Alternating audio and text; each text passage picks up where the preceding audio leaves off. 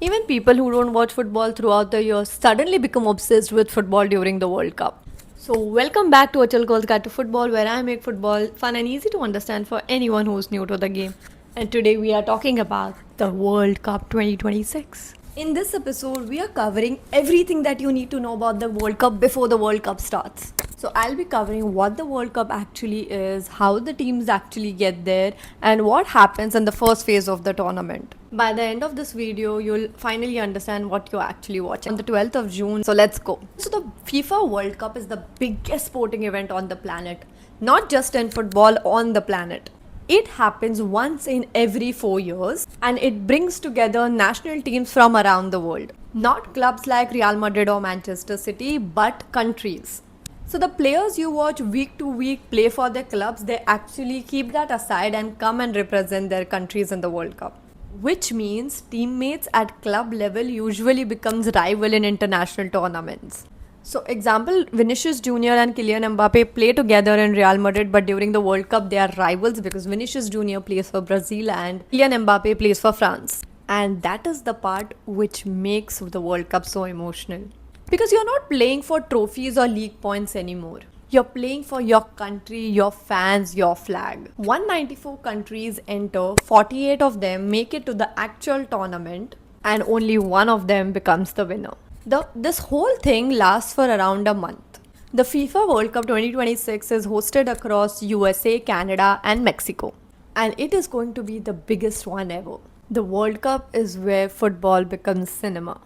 And here's why players treat it like it's everything. Club football runs every year. So if you have a bad year this year, you always have the next. But the World Cup only happens once in 4 years. So a player who turns professional at 18 will actually only get 2 or 3 chances to win the World Cup in their entire career. Some of the greatest players in the history, the most decorated players, the incredible players, the legendary players have never won a World Cup.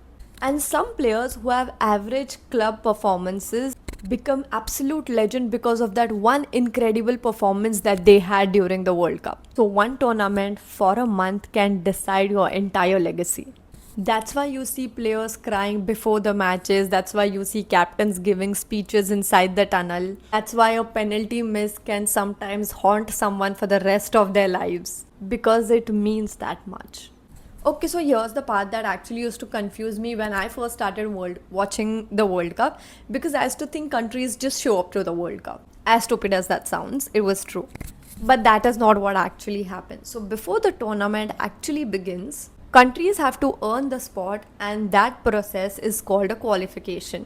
And these qualifications take somewhere between 1 to 2 years. So here's how it works. So the world is divided into different regions: Europe, Asia, Africa, North America, South America, and Oceania. Each region runs its own qualification matches. So teams play against other countries in their region to secure a spot at the World Cup. So if you win enough matches, earn enough points, you are in for the World Cup. And for the teams who don't make it, have to wait for another 4 years. So some countries qualify pretty comfortably because they're consistently strong. For example, Brazil, Argentina, Germany, France, they almost always get through. For the smaller nations, qualifying for the World Cup is a massive achievement in itself. Sometimes just getting there is the dream. Norway has qualified for the World Cup for the first time in their history. For the World Cup 2026, 48 teams have qualified, which makes this the biggest World Cup ever. So by the time you're watching the opening match on the 12th of June, you need to know that all these teams have fought for almost 2 years to win that spot. Okay, so you have qualified, you're at the World Cup, now what? Tournament starts with something called as a group stage. So think of it like mini leagues inside of a tournament. The 48 teams are divided into 12 groups. Each group has 4 teams in it. Every team has to play against the other 3 teams in their group. So if you put Argentina, France, Spain and Japan in a group, they all have to play each other. So every team plays 3 matches each. And this is where points come in. So for every match that you win, you get 3 points. For a draw, you get 1 point. And for a loss, you get 0 points. So here are the groups for the 2026 FIFA World Cup. At the end of the group stage, the top 2 teams qualify to the knockout stage of the World Cup. But here's what makes 2026 different. This time, 8 best third place teams also get to go into the knockout rounds. So finishing third isn't automatically the end for some teams. So in total, 32 teams make it out of the group stage and 16 go home. That means every single match matters. One bad game can put your team in massive danger, and one unexpected win can flip the entire group upside down. You'll also hear people talking about something called as a goal difference. So goal difference is nothing but the number of goals that a team scores minus the number of goals that they conceded. So if a team has scored 5 goals and they consider 2 goals, then their goal difference becomes 3. Why this is important is because if two teams have the same number of points at the end of the group stage, then the goal difference decides who finishes higher. So the higher the goal difference, the better it is. So this is the reason why some teams keep attacking even when they are comfortably winning a match.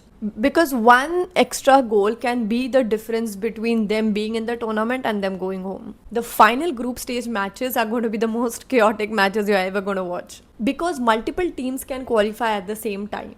So fans are checking live tables, doing mental math, watching 2 matches at once. It's all just a beautiful chaos. And this is actually one of the best parts of the whole tournament, because you get to watch completely different countries, completely different style of football, and unexpected stories all happening at once. Casual viewers or first time viewers come in for the group stage and leave as emotionally invested football fans. Now let's do a quick recap of everything we spoke about. World Cup is the biggest sporting event on the planet, which happens every 4 years. National teams participate in the World Cup and not clubs. So players who play for the same club can end up becoming rivals at international stage.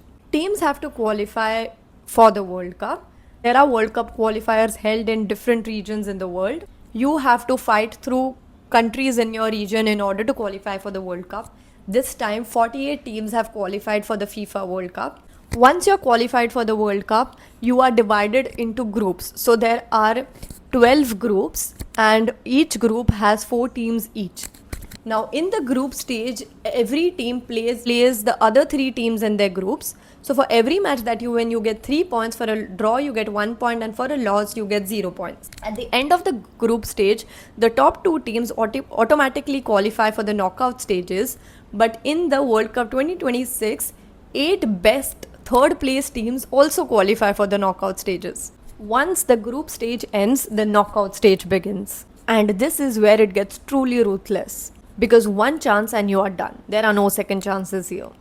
And that we will be covering in the next episode, because knockout football is completely different level of emotional.